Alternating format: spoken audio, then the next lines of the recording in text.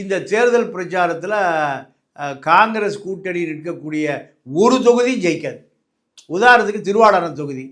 திருவாடான தொகுதி 1957 சுயேட்சை நின்று ஜெயிச்ச கரியமாணிக்கம் அம்பலம் 1957 நிற்கிற கரியமாணிக்க அம்பலத்தினுடைய மகன் ராமசாமி, அவர் மறைந்ததுக்கு பின்னாடி அவருடைய மகன் எம்எல்ஏ, இப்போ அவர் பேர எம்எல்ஏ. எத்தனை தலைமுறை? 3 தலைமுறை. மொத்தமாக திருவாடான தொகுதி குத்தகைக்கு கொடுக்கப்பட்டது. பண்ணையார்கள், ஜமீன்தார்கள், மிகப்பெரிய செல்வந்தர்களுக்கு காங்கிரஸ் விற்கப்பட்டு விட்டது. அந்த தொகுதிக்கு வரவே மாட்டார்.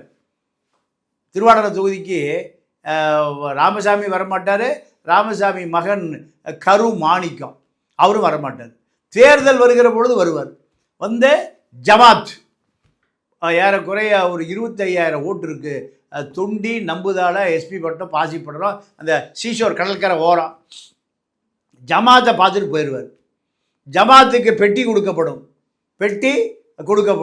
ஜமாத்து இந்த கதை தான் ஓடுது. அப்போ இப்படி காங்கிரஸ் ஜெயிக்கும்.